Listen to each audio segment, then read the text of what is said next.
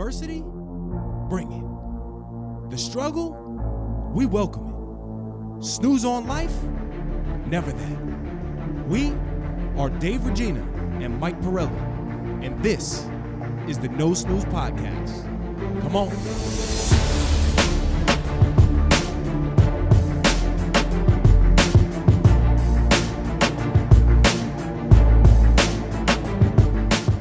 Before we dive into today's episode, we want to simply say thank you for your support.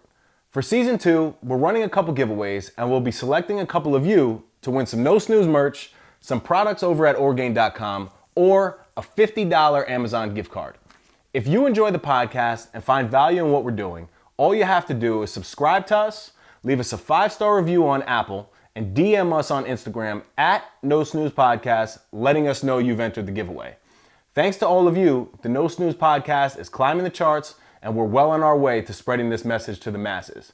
Enjoy today's episode. Mike, open us up. Welcome back to Season 2 of the No Snooze Podcast. We are here at Greenwich Office Park in Greenwich, Connecticut with Brandon Gaydorus. He is very accomplished at the age of 27, and I feel like I haven't even started yet on my journey based on what he has accomplished. Yeah, he makes me feel the same exact way, Mike. Yeah. So we're starting off on that foot, and, thanks for having us. We can't wait to get in the interview. We have a lot of questions. I couldn't hold back. I know Dave was hitting you with some too, so now we're going to finally put it on camera. Yes. Brandon joins us as one of America's top 50 golf fitness trainers, author of the Ultimate In-Home Golf Fitness Program and the CARE Principle. He's a PGA Class A professional golfer, currently a personal trainer in Greenwich, Connecticut, with extensive knowledge as a certified strength and conditioning specialist, along with many other accolades in the field. Brandon is passionate about improving golfers' performance of all skill levels and strives to be better every day. As a firm believer in hard work, he has geared his career towards teaching others and helping them achieve their goals. Now, if that's not a No Snooze intro. That was beautiful. Brandon, welcome to the pod. Thank you. I'm excited to be awake for this next hour. Are you going to improve our scores by 5 strokes each? I think that's what you promised right before. Yeah, maybe we'll even make it 6. Wow. Nice. I like that. That's a good sales pitch. So we have a lot of information to touch on in the interview, but where we usually like to start is the early years. So give us just a brief background of how Brandon grew up, maybe a little of the family dynamic, and what created this monster that we see here today. Yeah, so when I was 17, I had committed to go to Methodist University in North Carolina, and I committed to the golf management program because I wanted to play golf in college, and they had a program, I think, with like 200 kids. They had a golf course on campus, so whether I was on the team or not, I was like, man, I can play golf in college just by going here. And I was taking lessons from this guy, Bernie Hersick at the time, who was a Division I golf coach, and he kind of told me, because I couldn't get in the positions he wanted me to in the golf swing, and he's like, I know this fitness guy. You should go check him out. I think he can help you, because I couldn't touch my toes. I couldn't squat past parallel. I still can't. You can touch your toes. I could touch my toes. Look, here. Nice. I'm not even going to attempt it. But, it's like we're in high school where we're just sitting at a desk, crunched over. Everyone's telling us about our SATs, and you lose track of like actually moving your body. So I started seeing this guy, and he took me through a golf screen, and I was hooked. Like as soon as he put me on his program, this was like in 2011 before online training was a thing. Mm-hmm.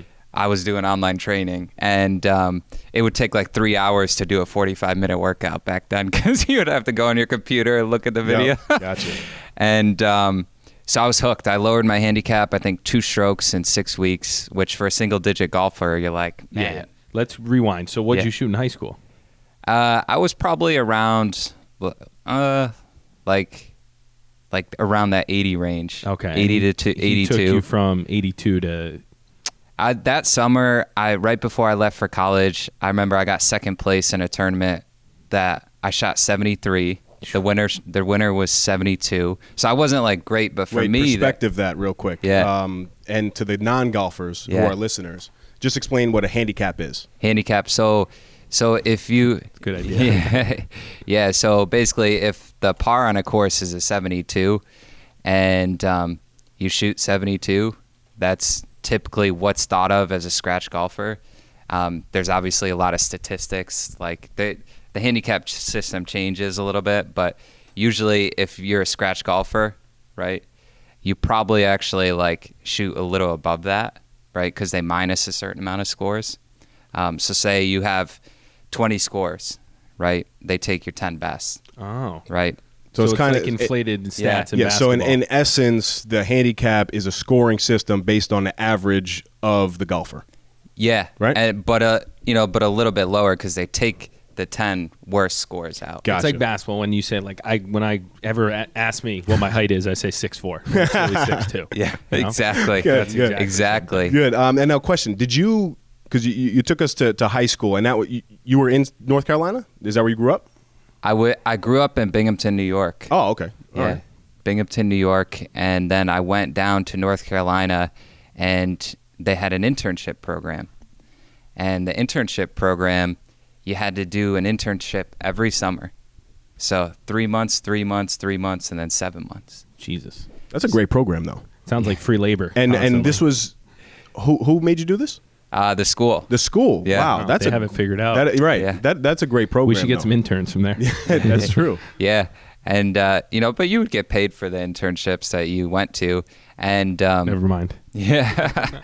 And so I was like, this is great, so I got exposed to New Jersey, Cape Cod, Boston, Massachusetts, West Palm Beach, Florida. Like at 22 years old, I was living right next to the richest street in America, Worth Avenue, right? Okay. Wow. And because I worked at the golf course, right? And that's where they had housing. So, but then I would do 2 internships at a time once I got into fitness. So I would work at the golf course, and then I would also work at the gym. So my junior and senior year, I would do 2 internships at a time. Got it. Yeah. Work ethic for you was a big thing coming up. Yeah. And the internships is what exposed you to assist in finding your passions, you would say? Yeah. My probably one of my favorite like sayings I've ever heard is the man who got to the top of the mountain didn't just get placed there. That's a good one. Yeah.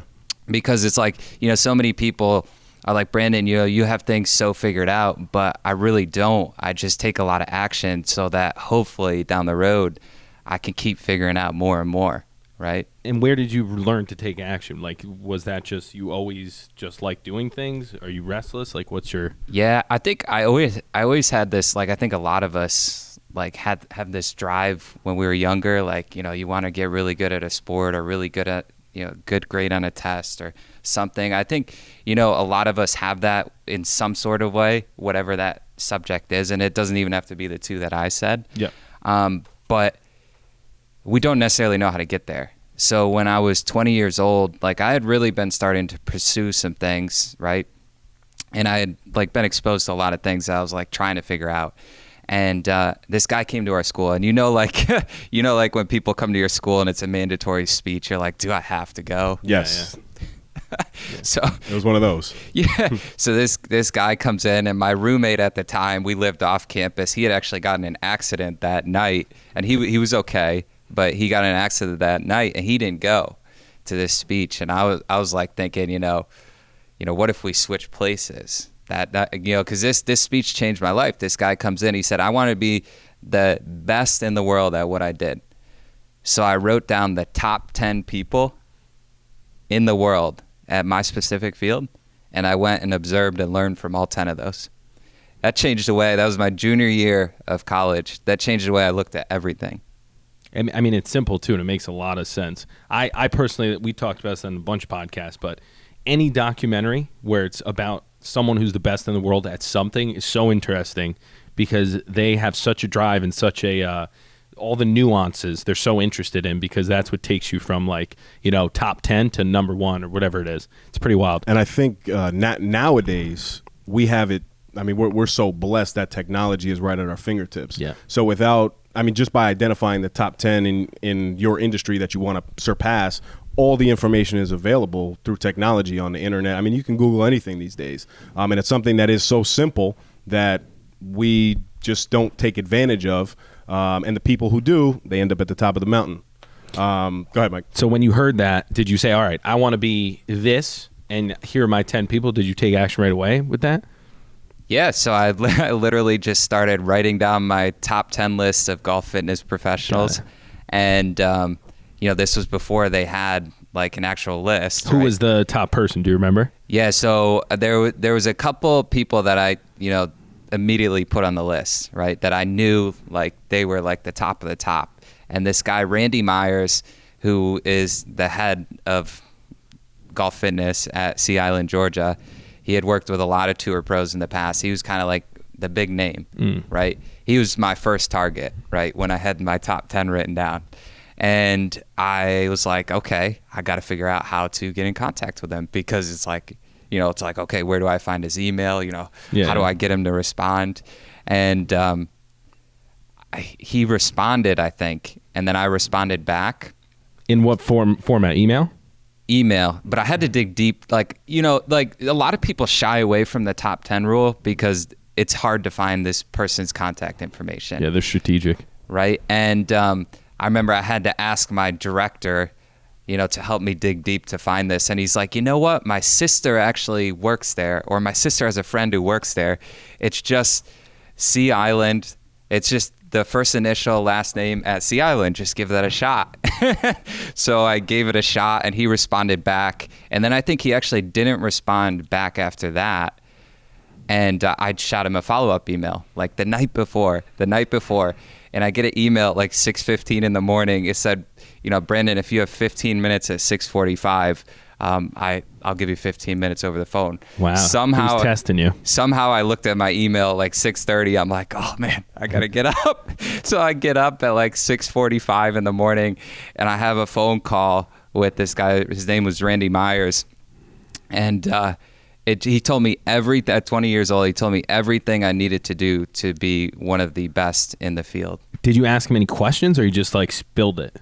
I don't remember. I just remember he told me exactly. I just was like a sponge. He told me. Taking notes? Yeah, were you writing everything down, or were you just recording him? Take it, yeah. I just remember because my junior year of college, like me and my friends had a party house. Like your mind's in like a totally different my place. kind of guy. Yeah. I know and I liked you. And, I just remember just getting up, where we go to a room where there was usually like probably 50 people during the night. So it wasn't like a place that I went to very often, our living room. Yeah. And, it's just totally just felt like a different space, a different air. It just felt like a whole new opportunity, just being at that area at 7 o'clock in the morning, talking to a guy who's arguably the best in the world. Yeah. Don't you feel like you get like those epiphanous moments where you're like, wow, I don't know what he just told me, but it definitely changed what I'm going to do? I mean, it was crazy. After that, I was hooked. Like I started getting mentored by the Duke strength and conditioning coach. How'd you get that? Yeah, I just reached out. I just started reaching out. Shot, kid. Mm-hmm. And then a couple months later, spent 3 or 4 hours with the University of North Carolina basketball strength and conditioning coach. And it was just like, I was hooked. I was like, why aren't they teaching this in school? And I get it. It's just something that like you think of like, oh, that would probably work if you did it, but then most people don't take action to do it. Yeah. So no, you're absolutely wild. right. And then on, just to relate it back to Mike and I, we're starting to see that now. Yep. Like we're reaching out to people, a long shot. Yeah. But the majority of people don't respond. Mm-hmm. But then the ones that do end up being big time conversations. Great connections come from it. And the only thing that you have to, because anybody can do it. Right. So I guess the message really is to now go ahead and apply it. If you have a work ethic that's an extreme work ethic, just like you do, Brandon, we like to think we have the same mindset as well there. As long as you have that, go ahead and don't be nervous. Go ahead and reach out, because the worst they could tell you is no or not respond. Yeah. But I think cold emailing, we're seeing that now. I think you emailed us, right, for this? Yeah. I can't remember, too, because it's been crazy. And the timing of it was crazy because I didn't even get back to you for a while. I know you and Mike have your own personal connection, which was good. It helped that. But we had babies, and the email sat for a little bit, and then when I went back in the email and then responded, I felt bad about it. But I mean, you probably forgot about it at that time, and then it all comes back. So that's awesome. Moving on to to Golf Digest. That's like a big name in golf. Can you talk about your recent feature in Golf Digest and how that kind of came about? Yeah, so I guess that's a perfect transition into that story. So this past 2019 at This looks like Mike on the cover here. That's going to be me if I don't get back on you track. got the hat too for that? Yeah. I actually do love that look. I might bring that back. Go ahead. Sorry. Yeah, that's Shane Lowry. He's a great player. Yeah, that's him. Yeah. I didn't recognize him. Yeah, so I mean, New Year's Eve, they told us I'm gonna find the top 50 lists in America for Golf Digest this past New Year's Eve. So I guess the word got around the area that I was the person to see when this Bryson thing started getting hot. Bryson DeChambeau, he put on, I don't know the exact number, but like 40 pounds or something over 9 months. And he's hitting the golf ball further than anybody on the tour. So in January or February, Joel reached out to me. He's like, hey, I heard you were the guy around the area. Who's Joel? Joel is the guy who participated in the article I was featured in. Gotcha. So we did a 12-week study on trying to gain 20 pounds in 12 weeks to see how it affects his golf game. Good pounds too, right? We're not Like talking good like pounds. meat pounds. Yeah. We're talking about good pounds. Yep, good pounds. Yeah, like muscle. Like muscle. Like. So what did you eat? Everything? I mean, protein-wise, but. Well, so we met with Dr. Matt Myers, Dr. Matt Myers in Westport. Okay. And I just wanted to double check a couple things with him before, but yeah, he just pounded a lot of smart carbohydrates and healthy fats. And obviously you take creatine and you eat to about 95% full.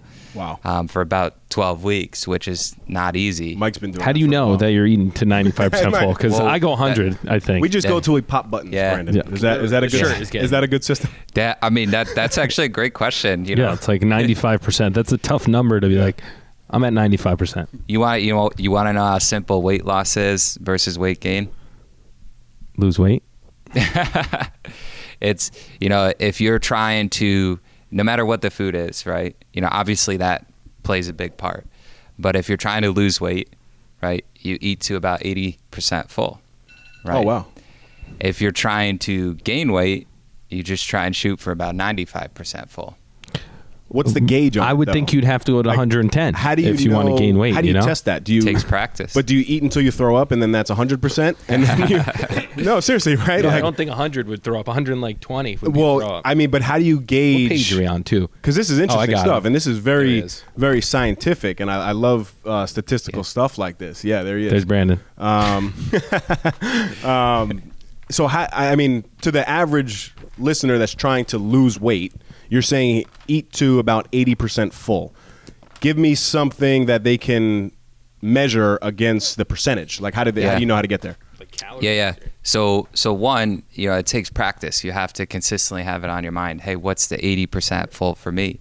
And two, what goes in before 80% full is you have to eat a little slower, right? You have to eat a little slower, right? And if you're trying to gain weight, you have to eat a little faster, right? So that was the first thing we talked about with Joel is like, hey, you're going to have to eat a little faster to be able to consume what you're looking to consume. And it's the same way with the 95% full. So if you're trying to go to 80%, think, when I get up from a meal, can I walk around? Can I shoot a basketball? Can I play with my kids? Right? And if you're trying to eat to 95% full, what's just a little bit smaller than Thanksgiving? Right? Wow. Gotcha. Right. Wow, so that's a tough feeling because I know me after Thanksgiving, I am laid out like literally. Yeah. I have. So that's 100%. Yeah, That's a tough feeling. I have to, sit back, kind of. I might even have to unbutton my pant button here. Yeah. Absolutely. So that Guaranteed. Would be 100%. Okay, see, this is good. Yeah. I like measurable stuff like that. That was a good question, by the way. Yeah, no, because we have listeners, obviously, even Mike and I here, and CV, I'm sure he's interested in this too, but you hear the 80%, you hear 95%, but you just gave us something that you can measure it against. So very nice, man. So keep going with the article, though. So you guys started that study. I found it too. 12-week program. Did that get you the recognition to get on and featured on the article? Joel kind of told me, he's like, Hold we had kind of heard you were the guy, in the area. So I was like, yeah, this is literally what I enjoy doing, is helping people hit the ball farther, right? I didn't know if you're going to do like, when you read a story to like kids and you show them through the book. I didn't know if you had that in you.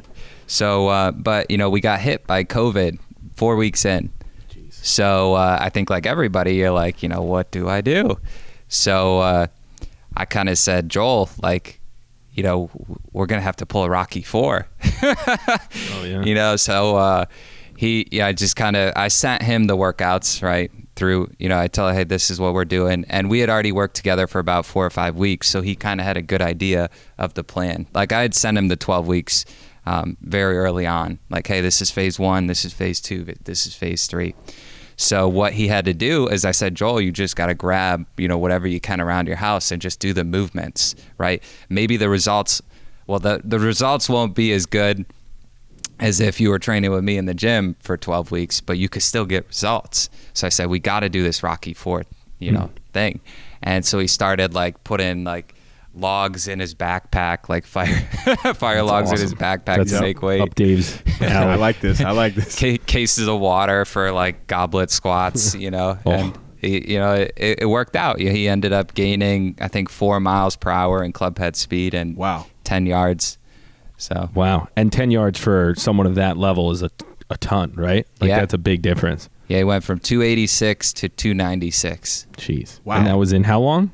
12 weeks. 12 weeks. Wow. Yeah. And do you think your experiences back in, because you said 2011, if I recall correctly, that's when you started with the whole virtual training, right? Yeah. In its early stages? And I was the trainee, so I was getting trained. Right. Yeah. So now, obviously, with technology and the experience, when COVID-19 happened, you almost were, it's almost unfair because you were ahead of the game.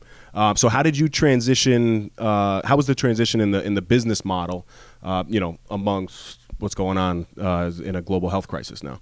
Yeah, that's a great question. So the first thing I did was I just started calling anyone and everyone that I could think of.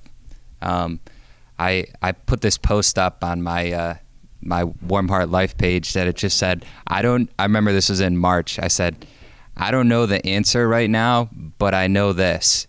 If you're at the beach, right, when you're a younger kid, right, and you build the best sandcastle you've ever built, right, but you didn't judge the tide too well, right? The tide came up and it just destroyed everything that you had built. How'd you know I did this? We've been there, right? Yep. What do you do? Dig a hole and then you make a hole out of it and then it fills with the water. Remember you used to do that? Yeah. But in essence, if you want to keep going, you have to try again and you back up so that the tide doesn't happen again. I would just rebuild to the same spot. you look for the people who are still standing when yours got destroyed. And then you go talk to those people and be like, what did you take into consideration to keep this castle as strong as it is? How do you protect the wind? How do you protect the water, right? How do you build the foundation, right? So I knew that was the answer. I was like, who's standing strong right now, right? Who's standing strong? So I started calling clients. I started calling mentors. I started a mastermind group with my friends so I could have accountability. And I started looking at my business like real estate. Because Mike Pirelli, Greenwich Real Estate. Because multifamily real estate is what's standing strong right now. Dave's very accomplished in real estate as well. He's very humble though about it. So we'll get into that. Go ahead, Brandon. Right. So if you have a 32 unit, right? Okay. Right. If you have a 32 unit, right, and people are paying $1,000 a month, you're getting what? $32,000 a month. And you're getting Cha-ching. And you're getting cash flow. Yeah. Right. Exactly. So I started looking at my fitness business like real estate. I'm like, okay, I need to get units and I need to get cash flow. So I went from charging $100 per session to saying, all right, I'm going to give you 3 or 4 times the value, right? And you're only going to pay me $100 per week. So you're going to pay $400 per month, right? And you're going to see me once a week through FaceTime or when things open up in person, right? So I COVID proofed it. I was like, it's either going to be FaceTime or in person, whatever you prefer. And then all of a sudden I said, I'm going to make you 2, 3, or 4 workouts a week based on what you want. And you're going to have videos of me doing all the exercises. So over the last 4 or 5 months, I probably uploaded, 300, 400, 500 videos.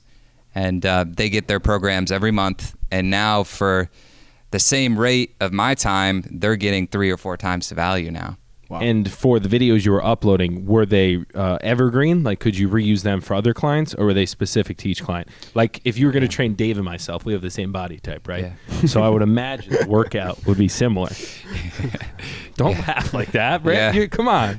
Yeah. So, yeah, I mean, I just put it on YouTube. So it's just the exercise. And then, I take everyone. I actually do my evals complimentary. Okay. Because I'm not afraid to say, hey, if I'm not a good fit to be your person, if you have an injury, then I'm not, you have to go see the physical therapist or the chiropractor. So I do a 45-minute strategy session where I take them through a movement eval. So that's client specific. And that's how I'm able to address the individualized programs. But are the videos, sorry, I covered it in a joke, but are the videos specific to each person, or are the videos a little more general for like a body type of thing, so you can replicate it? You know what I'm saying? Yeah, so the videos are just a movement, so like a goblet squat. Got it. Right? And then if I think a goblet squat is a good fit for you, then I'm probably going to give you that exercise. And then I have my video library. Yep. And then so you have a library set up, so then you can quickly, your next time is a lot faster. You're not making videos on the spot. You're reusing content. Yeah. Smart.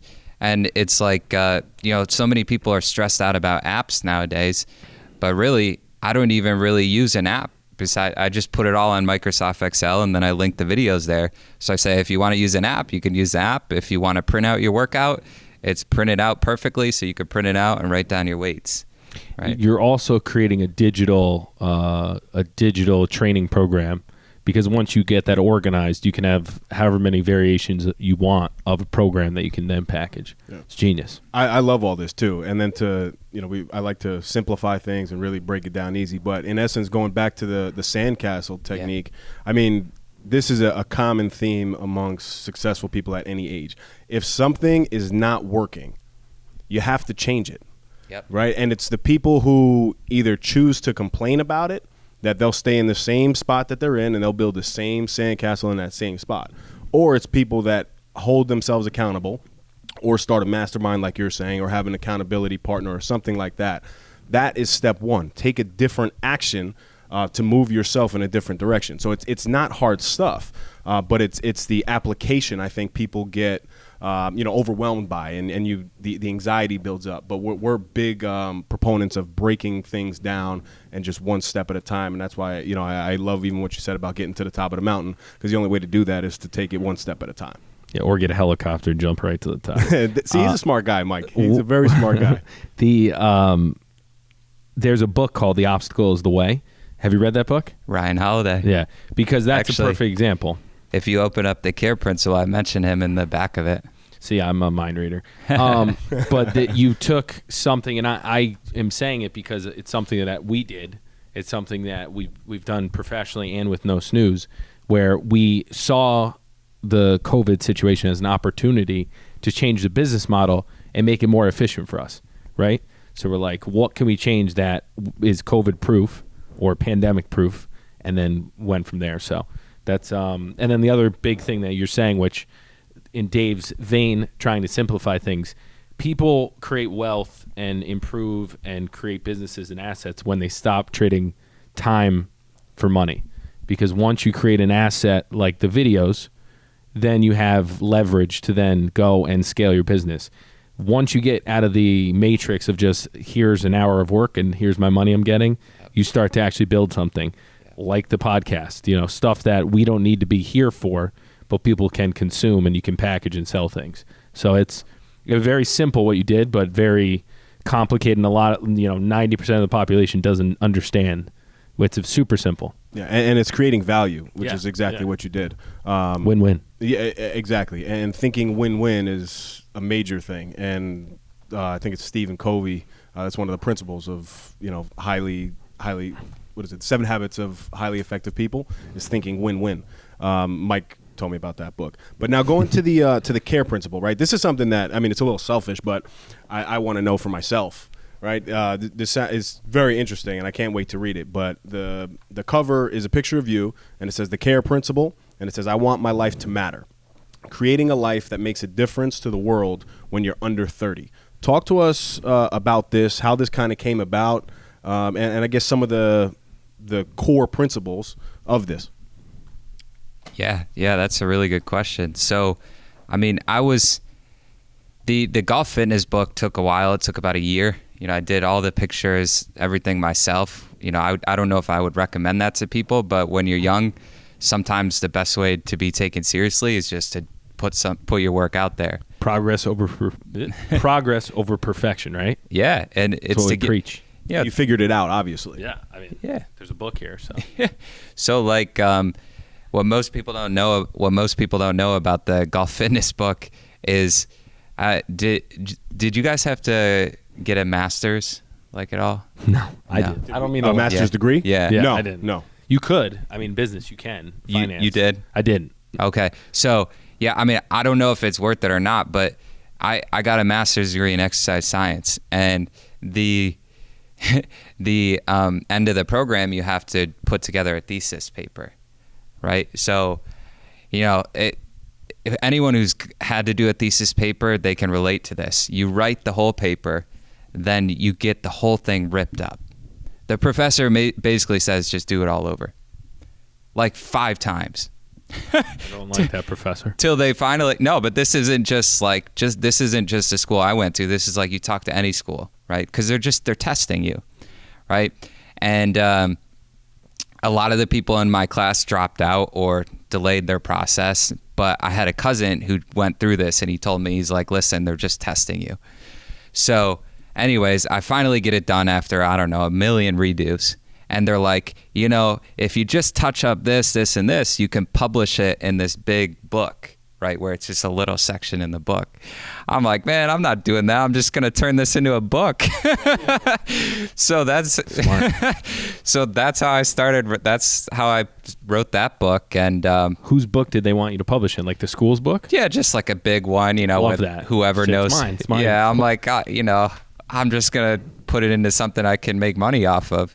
That's another point. Ownership is key, because then you have control, then you can make money from it and all that other stuff. Great point. Exactly. So the whole time I was finishing that up, I was like, man, I just want to write a book about how people can relate to whatever it is they want, and they can take action on it and understand that they can get there, right? And my mentor, Tom Plummer, I brought up this idea to him as soon as I finished that, and he helped me break down all the things I wanted to talk about.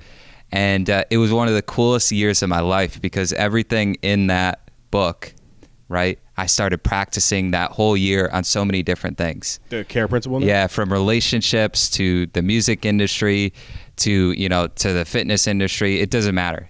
I was testing it on everything, because the whole idea of Warm Heart Life is to grow together with people, right? It's a company that was started on core values. Literally, it was just started on core values. What is Warm Heart Life? So Warm Heart Life is basically what the care principle is. Okay. So Warm Heart Life is my bucket list company, right? And the whole idea behind it is to grow together with people. And I originally started it where I combined the fitness business with the personal development business, right? And it was going to run a world-class gym facility that hosts the best concerts in the world for up-and-coming musicians.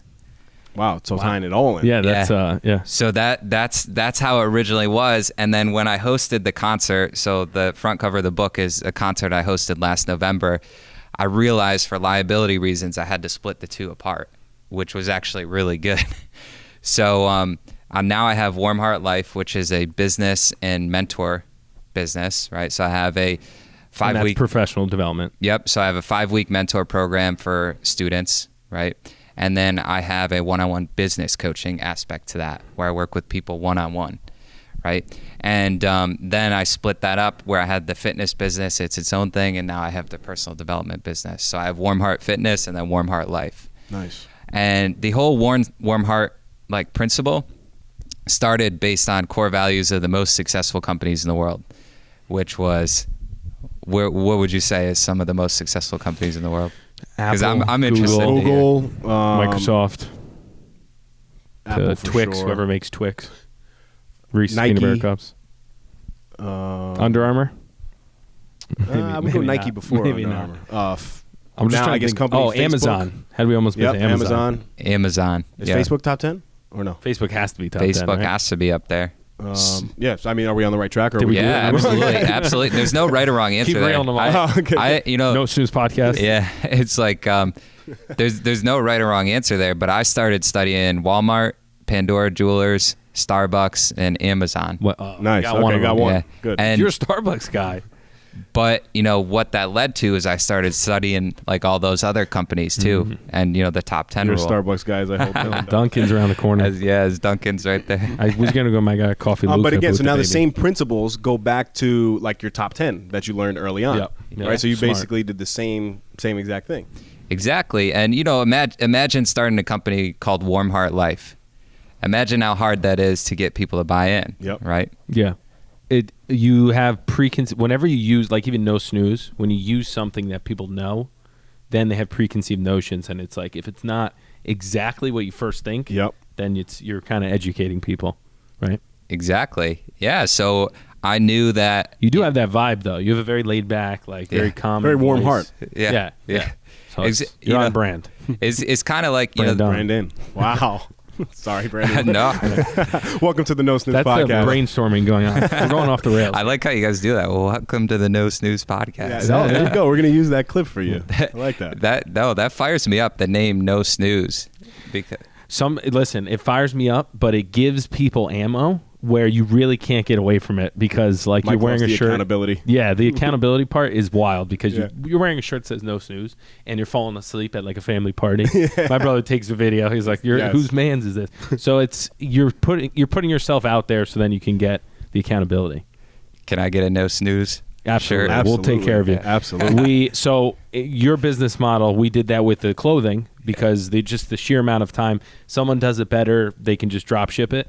Then COVID hit, so the delays have been incredible. People have been nice and patient, but Yes. that'll gear up at some point. Yeah. But we'll get you one. Yeah. Send us your shirt. You look like a large. Yeah. Nice. good. Size There's only a couple what's options. What's the hashtag? Like, No snooze. No Snooze. Yeah, we're very literal. Keep we're it very simple. straightforward. Keep yeah. it simple. Keep it simple. So that was a perfect example of us taking you off track. Yes. Bring us back to where you were going with the top 10 companies, how Warm Heart Life kind of, Yes. yeah. And so- tell us about the music because I'm curious about Yeah, yeah. why music. I love the music industry, and you know what I've really found out as Warm Heart has developed more and more is I just love the idea of people growing, right? Okay. And the music industry, I think it's something that we all understand, and it's one of those things. You know, it's so fascinating when someone, it's you call it the rags to riches, but Love like those stories. you know, you go from like where 50 Cent was to now, where he is now. I love how Dr. you're throwing Dre. out 50 Cent Yeah. right off the bat. Dr. Dre, how incredible is it? But then you start to realize they did the same thing that I did. They did the same thing that you guys are doing with the podcast. Yeah. I wrote Similar. We haven't Yeah. been shot or anything. Yeah. Have you been shot? I haven't been shot. I Yeah. just want to specify that. Yeah. I mean, one of my favorite books ever is 3 Feet from Gold. Right. Okay. And it's based on one of the stories in Think and Grow Rich. So Think and Grow Rich, 20th best-selling book of all time. And the success formula in there, what would you guys say? If you had a formula for success, what would you say it is? I mean, I got a ton, but the formula for success is finding out what you want to do, paired with finding out what you're passionate about, creating a lane, and taking it one step at a time. That's it kind of. Yeah. I would- Yeah, yeah. Yeah. Yeah. That's one of the better answers Yeah. I've heard when I asked Yeah. that. I mean, along the same vein, you take something that you're passionate about, but also creates money. You create money from that and then design your life that you want based on the new affordability you have to be able to do that. Exactly. Yeah. I mean, and there was a success equation in this book that really just was a game changer for me. And it's what I teach a lot of my mentor program off of. And it's success equals, parentheses, passion plus talent. So just the sum of it. We missed the talent. It makes sense. Oh, no, but that's what you guys were kind of what you're saying. good at. Yeah. Yeah. Oh, yeah. Exactly. That's talent. Exactly. How do you find out your talent? This is one of the things in the mentor program. I say, ask people, what are you good at? Yep. So you're right on. You know, when you were saying that first part, I was like, yes, you know, barely ever do I hear someone say that. That's good. And That's my guy. and then you have the sum of that, right? And then you times it by association. Okay. Who do you need to get associated with? And then you times that by action, right? Okay. Like it. You were saying, the steps, right? And then all of that together plus believing. Okay. Because if you don't, not believing in what you want is one of the easiest ways to fade away from it. Right. Right. And like Warm Heart Life, I believe that people need to hear the message that it has. Right. With my fitness training, I believe I can help a lot of people out. Right. That's why I've been doing it for 10 years. Right. And it's one of those things. I wrote a poem. It's called Becoming Great. Right. And it's just got Martin Luther King and it's got Gandhi right next to each other. And it's called, it's simple. I thought I was good until I saw great. It was then when I understood what achieving my dreams would take. Right? That's I beautiful. thought I was good until I saw great. It was then when I understood what achieving my dreams would take. Right? So what that means is basically you think you're really good at something, right? I can't describe the amount of times where I said, man, I got this fitness thing figured out. And then what happens? You see someone who's arguably the best in the field and you're like, man, I need to learn what they know. Yeah. And it's the same thing, you know, if you guys are obviously really good podcast hosts, right? Thank you, sir. Thank you. If I would you, say we're in the good level. you know, so you're like, yo, Maybe. we're pretty good at this. You know, you get some confidence, you have your season 2, you get a lot of good reviews, right? You're feeling good. You go decide to shadow Joe Rogan, right? You're in the studio. You see what great is. Yeah. Now you understand what you need to do to achieve your dreams, Mm-hmm. right? And most people are too scared. They're too scared to see what great is. They settle with good. Mm-hmm. They settle with making enough money to survive, right? They settle with like good enough. But most people are too scared to see what great is because it's intimidating. It's hard. You got to work on things, right? And that is probably my favorite poem I've ever written because, you know, there's a movie Joy. There's a movie called Joy, Yep. right? Have you seen it? The guy, the cleaning thing. It's a mom. The cleaning single mom. thing. He's a big movie guy. I haven't seen it, but the name Joy holds a lot of meaning. Yeah. You know, one of my best family friends growing up, their mom was Joy, and she, you know, had a tough bout with cancer, ended up losing the battle just a couple years now. So the meaning of joy holds so deep. So I'm actually going to watch that one. Strong impact. But Great movie too. Yes, go ahead. Yeah. Well, sorry to hear about that. Oh, yeah, but absolutely. she, so it's a great movie. The first half hour is very hard to get through, right? It's stressful because it's like, right? It's just showing her daily life. Yeah. And it's just a mess. It's like us right now with the kids. Exactly. That's exactly what it's That's what like. it is. Gives me anxiety thinking about it. It's just a mess, you know, and then the last hour and a half of it is just an incredible true story. It's based on a true story. I forgot about that. And there's this part where she's first seeing what QVC was like she's seeing the telephones ring off the hooks. She's seeing the person give the pitch, and you could just see the light in her eyes. She saw great, right? Yeah. And she, in the movie, she has so many challenges that come her way, from having to sit and wait and wait and wait to be heard by Bradley Cooper. I forget who he was playing. Yeah, he was like the guy who's the filter, right, or something like that. Yeah, he was like the guy in charge of letting her like Pass. pitch her product, right? And then she gets the meeting with Bradley Cooper after waiting and them telling her like, no, you got no shot. And she does awful in the meeting, but he gives her another shot, right? She keeps showing up, right? She keeps showing up, and Bradley Cooper is like, all right, we're gonna give your mop a chance, because she put together this mop to make it easy. Yeah, right? So it's that the one squeezes, that you pull, and then it squeezes Yep, the water I out. know that one. I haven't mopped in a while, but go ahead. Yeah, and so they give it to the best-selling person, right? They give it to the best-selling person on QVC at the time. And the movie's so cool because like Joan Rivers is in, she's pictured in there too. And it's this guy who knows nothing about mopping. He does awful. Yeah. No sales, right? It's funny. But she had saw great the week before. She had saw great before that, right? By someone who was just going off the hook in sales. And she calls him and says, you can't do this to me. You need to let me pitch my product.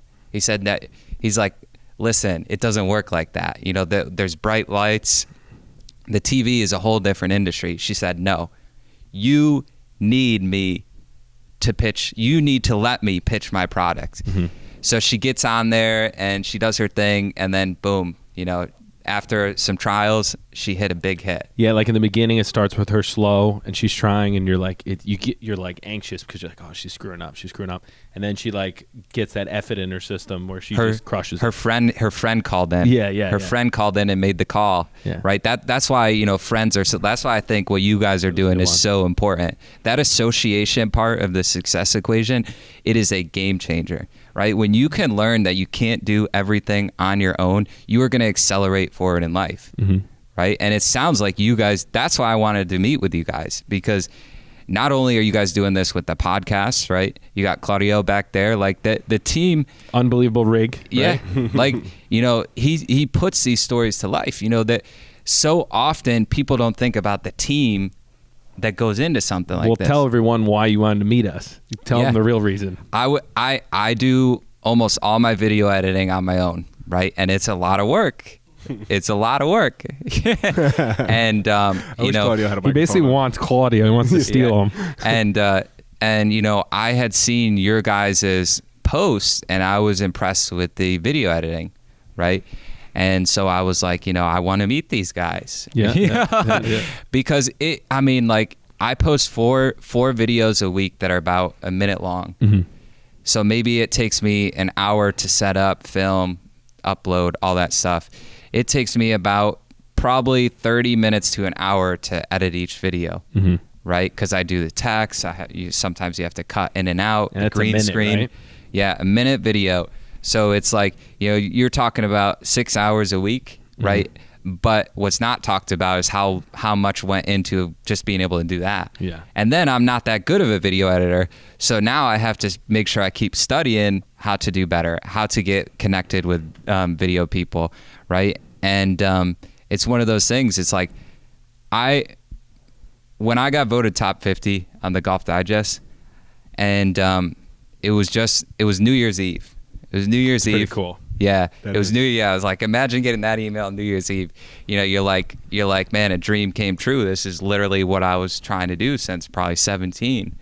And I was with about 200 people that night on New Year's Eve. And don't we miss those days? Fun. And there was no one around me that had any idea what went into the last 10 years. And it's not their fault.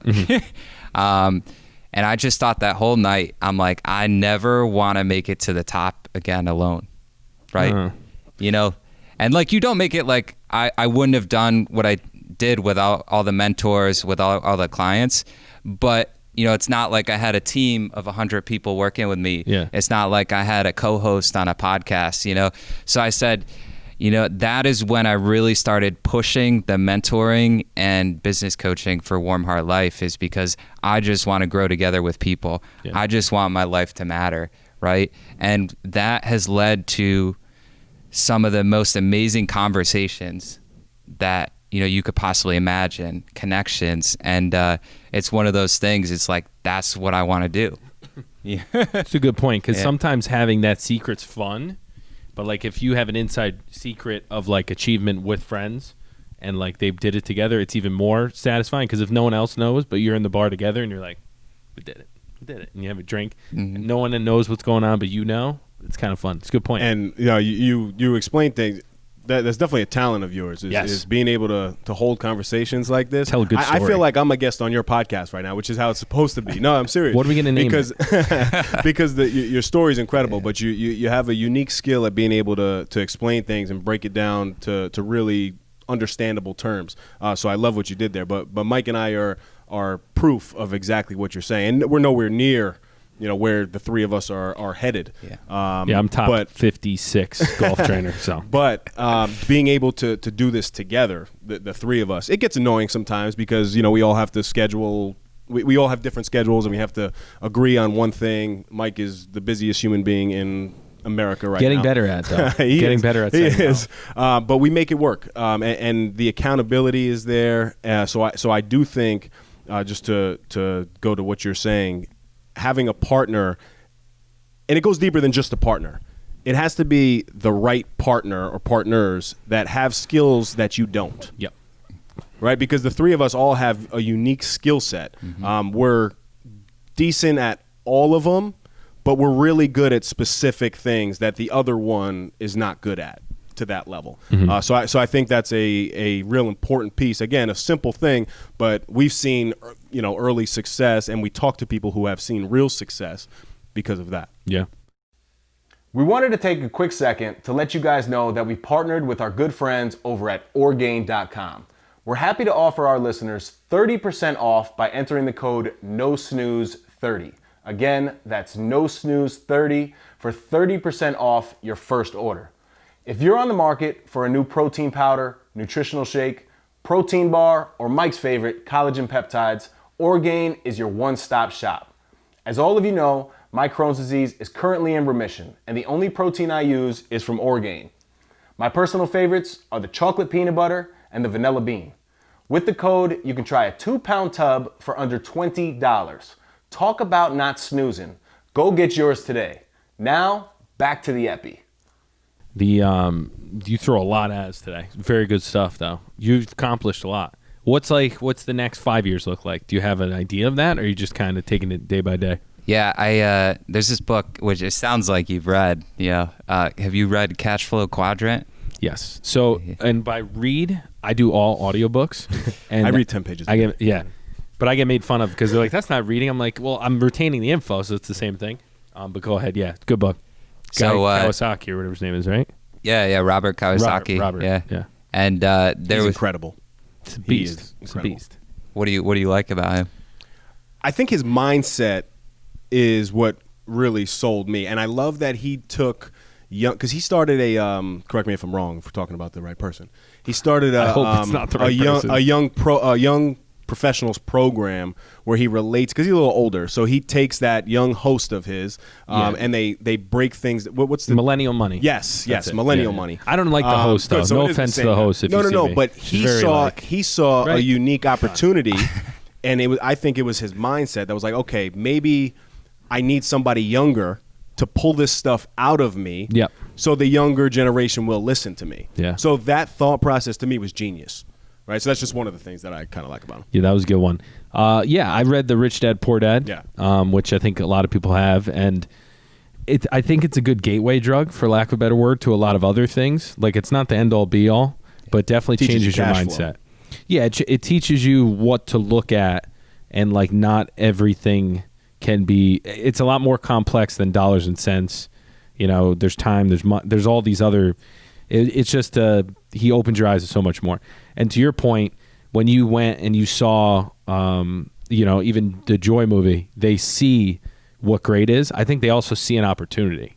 You have to have the lens to realize when an opportunity is in front of you, because a lot of people just let it pass by, and then they kind of stay the course. So you have to be open to receive the opportunities too. Yeah, We took you off track again. Sorry. We're all over the place. 5 years thing, you were going there. Yeah, 5 years. But that's a great lead into that. So like what I want to do the next 5 years is I want to be that voice for people in their 20s, right? I want to be that voice that takes the information from these people who have really made it and relates it to them, right? Yeah. So that's what I've been doing a lot of since COVID, right? My mentor, Tom Plummer, he said, Brandon, this is the only thing I needed to hear, right, when COVID hit and like everything the sandcastle went down, right? He said, Brandon, you need to be here for your people. So that is what I'm focusing on the next 5 years, being there for my people, right? So I need to be there for my fitness clients. I need to be there for these people who are getting turned down from internships, not because they're not talented, not because of like, I hate when people say, oh, you have a lot of potential. The potential is one thing.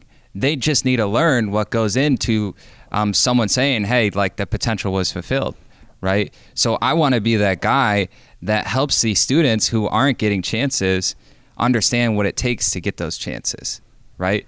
And then I put them in the hands of people like you guys, like if they're interested in podcasts or real estate, who can then take them in on their team, right? So I take 5 weeks to help mentor kids to understand that it's okay to ask questions. Hey, what's a good question? What's a bad question, right? If you could pull out your phone and Google it, that is probably not a good question, even if the person knows the answer. Right? I ask a lot of bad questions. Right. So basically, I'm trying to help these kids who aren't getting chances, right? And then be an accountability system for people who want it, right? People say, well, what separates you in your business coaching? I'm like, it's just the accountability. I'm not a Tony Robbins. I'm not a Gary Vee. I just have a system that you spend 20 minutes with me and all of a sudden you have a lot more clarity about what needs to be done. So that's the key. Do you have a focus, right? Do you break it down into daily or weekly action, right? Then from there, do you have an accountability system where you can measure what's working and what's not working? And 4, do you keep score, right? Do you keep score? People play harder when they know the score. Yeah. Right. Think about the kids playing basketball down the street, right? If it's 21-20, right? Or if they're just shooting around for fun, right? Like my coaching system is based off the book, The 4 Disciplines of Execution, right? It's simple, right? It's something that worked, right? And it will work for pretty much every business, every person, right? And it helps develop so much clarity, right? And I'm interested to hear how you guys have developed this clarity. Was it certain mentors? Was it certain books? Was it just trial and error? It was all of it. All of it. All of it. A lot of it. It's Exactly. I think the journey of starting a company, a brand, whatever it is very messy. You can't really point to one thing, but there's so many things that factor in your day-to-day decision making. And I think now having the babies, we're figuring out what's working, what's their best use of time. In addition, we're trying to refine that and prepare ourselves process-wise to put other people in positions when they have the right skill set to take over some of the burden, right? So like in social media intern was something we tried out. It didn't work the first time. We had a great relationship with the person, but that was something that would benefit us greatly because it does take a lot of time to do 6 emails, 10 comments. It adds up. So and like Dave said, you're not going to get to the next tier doing the same activities. In a perfect world, yeah, sure, you can get there, but it's not going to be quick enough to achieve your goal, So that's the other thing we're trying to, at what point does it make sense to pull in the help for like a social media, the emails, the outreach, the sponsorship? There's so many avenues we still haven't tapped, but it's because we're focusing on the core group, getting our processes down in belief, and then once that's in place, then we can fold people in. And also, patience is major. Yeah. We all have full-time jobs and careers. So we understand that slow grow is okay. Yeah. And as long as we're progressing, like Mike said, we're not striving for perfection. So honestly, if we don't hit those numbers, it really doesn't matter to us because we know that we've been able to establish a really good core audience. Yep. And we say it all the time. If we have 1 new follower or 500 new followers, it's great and we're happy to have them, but knowing that we touched that one is really all we look for. And if we have repeat people that are, constantly engaging in our content, we're shocked that when we stopped after season 1, there was over 250 people that had already listened to every single episode of the podcast that were reaching out to us like, well, you guys are just taking a break, right? You're not really stopping the podcast, because Mike made a joke saying that CV was leaving us. It's our last one. So people were upset about it, but that was really motivating to us. Yeah.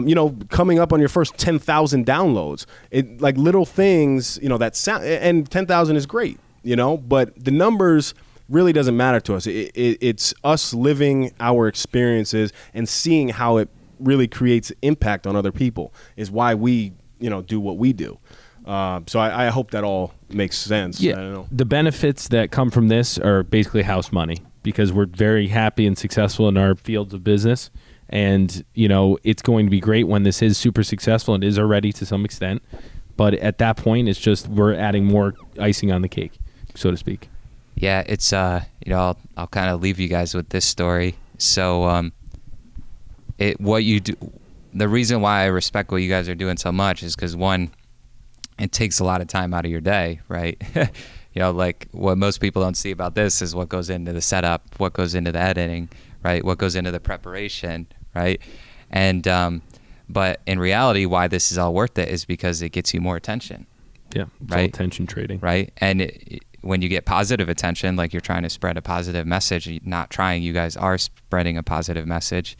It gets you more exposure. So like that book, right? I probably about 30 a week, right? Probably about 30 a week sold, right? Then I get in a national article, right? 275 plus sold last month, right? That was a book I wrote after my master's thesis, self-published, and it's one of those things, when you go from 30 or 27, if you want to consider it 10x, right? When you 10x something, the key is you have something that works, right? And then you multiply it by getting the attention so that it can fit the people who need it, right? And this not only is getting you attention for a good message, but also for your personal brands as well, right? And I just think that's so great what you guys are doing, and I really appreciate you having me on today. No, we appreciate having you. And thank you, but we also do this selfishly, and I always say it, but we learn a lot doing this. We have not figured life out. We know the tools to figure life out, and now it's a daily application of those tools through our own routines and applying it. But we get to bring people on like yourself to tell their stories and then expose that to our audience, and that's really what we're big proponents of networking, and it's positive networking too. Because I think a lot of good things will come of this interview. Great relationships are obviously formed, and great golf scores. I want to make sure that people can find you though. Yeah. So where is where can they purchase the books? Where can they find Brandon? Yeah, the best way is Instagram. So at Brandon Gaydorus, just my name, and at Warm Heart Life. All the links are on my Instagram to the books. You can find the books on Amazon. I hope to get another one out by the end of this year. I'm working on... What's that book? It's right now, so I'm interested to hear what you guys think. Okay. It's called Skip College, Read This. A strong title. I like it. 5 weeks to creating the foundation you need to succeed in life. If there's any time to put that book out, it's right now. Yeah. No, it's a beautiful thing because, obviously, and my wife is a teacher, so big proponent of academia in every, facet, all the way up to your master's and doctorate and all of that. But there is so much opportunity out there today. I mean, you see YouTubers, little kids making millions of dollars. So education for what you think of it, when we grew up, even though we're young, is much different than it is now. So I think a book like that would actually be phenomenal for people. And I think if you have the opportunity, try to get some sponsors for stuff like that, because in your books, I'm seeing in something I love. Like you must have used a certain type of club that whole book. And if you tell the reader, grab this club to practice, another income stream. Mike is a sponsorship genius. A sponsorship, for lack of a better term. I'm not going to say it because we're family friendly here, but I love them. Love sponsors. I'm working on it though still. We haven't. That's something that I love putting time towards because it's fun. It's like these you get to. So it's. Well, we're thinking about me and my mentor Tom Plummer, and maybe we can have you guys as a part of this. You know, if we're ever able to do in-person things next year, we're thinking about having a 2-day course for all the students around the area on how to create purpose and profit in their life. Yeah, pretty cool. So We'd love that. Yeah, that would be great if we could have sponsors for that event, and you know, maybe not too crowded, but maybe like 10 to 20 students who really want to maybe don't always have the opportunity for certain things. Yep. And you know, when they can spend 2 days with us, they can really see what can actually happen if they put their mind to something. Very cool. Brandon, last question. Yeah. And this is something I think has become a topic of conversation pretty much everywhere I go, because I'm always interested in the answers here. But I think it's also, it brings a lot of value to those who will check this episode out whenever they check it out. There's a false, I guess, representation of always waking up and, you know, being motivated, right? I think people who see successful people believe that person, one, has it all. Yes, so they don't know the work that went into it. But for you, Brandon, when you wake up every day in the morning, you can't possibly be motivated every single day. So what do you do on the days where you're not feeling it and you know that you still have to go provide value through your businesses to other people? How do you handle waking up like that? How do you avoid snoozing? Yes. I like that. Well, one, that's a really good question. And I think that's a question that should be asked more often, because I think people think like, oh, like these successful people, they just wake up out of their bed, you know, motivated. But I think that's actually one of the hardest things to do, you know, especially if you work a lot of 16-hour days. You know, it's like, it's not the easiest thing to just get up, you know, and I could be wrong. This is just my personal experience. And from studying that question from a lot of successful people, Grant Cardone said, I remember he said at the 10X Growth Conference, he's like, you know, like, I tried the 4-hour sleep thing. It's nonsense, right? He's like, you need your sleep. You know, people say like they get out of bed jumping. He's like, I don't get out of bed jumping. You know, I want to go back to bed. And that's one of the most motivated people I've ever seen. So what I do is I measure if I win or lose every day. This guy, Andy Frisella, I don't know, he has a good podcast. I don't know if you heard of him. Yeah, and I saw him speak at the 10X Growth Conference too. And he gets up on stage and he said, would you rather be the Patriots or the Browns? Browns. I'm a Jets fan, baby. So, yeah, you know, at that time, like this was probably almost 3 years ago now. Like the Browns were pretty bad and the Patriots were pretty good, right? And that was, you know, that was just clicked. He's like, would you rather be the Patriots or the Browns?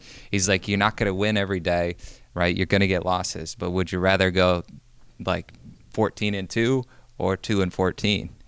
And I was like, oh, that's a good point. And he's like, I just write down 5 critical tasks every day, right? And then if I do them all, I win the day. If I don't, then I can just put the next one to the next day. And the idea behind that is just to accumulate good habits over time. So eventually, if it's on your critical task long enough, then you could take it off. It's just a habit. So I know if I win a day or if I lose a day. And it's like when I get those 5 things done, I'm done. I could live life. So if I'm done by 12 o'clock, right, I could go live life. I don't have to, because when I was younger, I used to like feel like, oh, I got to work. I got to like the Gary Vee mentality. But like, you know, I want to have a plane someday, right? Andy Frisella has a plane. So I tend to listen to people who have what I want. How big? Right. I don't know yet. Well, you got to get specific. Yeah. Right? So What'd you just hit us with? Maybe that's why I don't have the plane, right? You got to take a picture of a plane. And it's funny because Andy actually said that, you know, he kind of knew every bit that he wanted in his plane, right? I'm just not at that point yet, but I do want a plane so I can, you know, go to different, I'm long-term, right?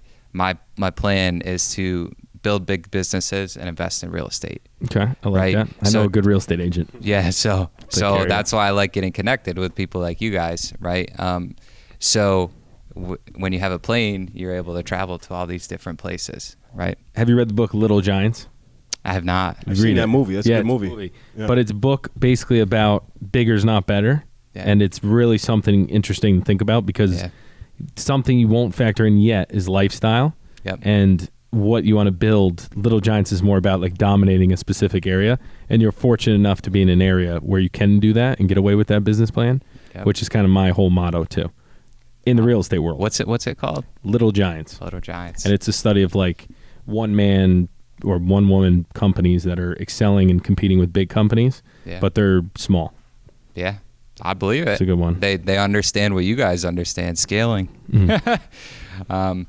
So yeah, I mean that's something that really interests me in the future, right? And and then the question was, what was the question? I love it. When you you personally aren't motivated for the day. I mean, you explained it. You explained it. But when you're not motivated and you know that you have to still get up and attack your day, how do you do it? So that's it. You know, I just know if I win or lose. You know, I might go like my average maybe about 82%. I don't know. When I did it like a year and a half in, I think that's what I was. So like 82% of the days I got all 5 tasks done. You like percentages? I like this. Yeah, and like it doesn't have to be something that like is all work related. Like, you know, when I first started doing this, like I used to put on my critical tasks, give 5 compliments. Right? People ask me, like you mentioned this earlier in the interview, they're like, Brandon, how are you so good at asking questions? Like people ask me that all the time. And it's like, just because I've practiced so many little things that people don't think of, like giving compliments, right? Jesse Itzler said this one thing that sticks with me every day. He said, your relationships will change forever if you do these 3 things: compliment, congratulate, console. Look for opportunities to compliment people for what they do. And don't give fake compliments like, oh, like, I like your smile. It's like, no, like, my day was going pretty bad, and then I came to dinner with you, and you smiled at me, and it made my day. What, they pick up the check? Right? You know, it's you know, it's these little things like congratulate. You know, how good does it feel when you hit 10,000, right? And people are like saying, "Oh, congrats!" You know, that must have been pretty hard. I have a problem with taking congratulations. Yeah, Mike is terrible. I'm terrible at it. I can't. He I don't gets know why. compliments and he receives it, but he spoke about it on the podcast. I get like before. embarrassed. It's kind of like an awkward feeling, right? Because it definitely is. But I think the more you do it, you know, you just get better at it and better at it. But like, you know, Mike was telling me before that my calves look really good in these orange shoes here. He's slipping in a body. Yeah, I'm jealous. You're angling it wrong to the camera. Oh, that's right. Sorry. Yeah, you know. You know that if you practiced. No, so that was. I mean, did you want to finish on anything specific? Oh, and then console. You know, you show up. You show up when your friends need you, when your family needs you. You show up. You know, whether it's for something that happened tragically or whether it's for like, hey, you know, like my buddy was in a meatball eating contest like before COVID. Sign him up. Yeah, sign him up. And he's like, Mike hey, you Pirelli, know, Greenwich meatball. He's like, I need you there. I'm like, okay, you know. One of my first real estate sales, I made meatballs for the Jenna Mazzilli. That's for her genius. Property, yeah. Shout out to Mazzilli's. Mrs. Mazzilli gave me the idea, and she's like, "You should make meatballs." I'm like, "I love that idea." And then my whole brand was "Make it to the meatballs." Point being, if you need to pivot, you can pivot because that went out the window early. Beautiful. No, that's good stuff, man. Are we doing the quote 10? Yeah, absolutely. With so strong. This is my personal favorite section. Yeah. This will bring us to Dave's Dime of the Week. Dimes. We need a soundboard. That's it. We have one. You guys got good radio voices. Excuse my presentation, right, but I want to get this one right. So Oprah Winfrey. Never heard of her. Be thankful for what you have, and you'll end up having more. If you concentrate on what you don't have, you will never, ever have enough. The patented finger at the end is his move. I actually have mine written down today. Oh, that a boy. This is Miguelito's Mantras. Ito. Miguelito means little Michael in Spanish. That was my name in Spanish class. Fun fact. Knowing is not enough. We must apply. Willing is not enough. We must do. Very nice, Mike. Nike, just do it. That's right. Looking for that sponsorship. Brandon, you got something for the listeners? In the holster? Yeah. I like that one I said earlier. I just want to repeat it because I think it means so much. You know, it's like The person who made it to the top of the mountain didn't just fall there, right? The person who made it to the top of the mountain, they took a lot of steps to get there. They took a lot of big steps to jump over holes, right? They carried wood to build a bridge so they can walk over that gap, right? And I think Vince Lombardi made that quote famous, but I think a lot of people have said it. Wow.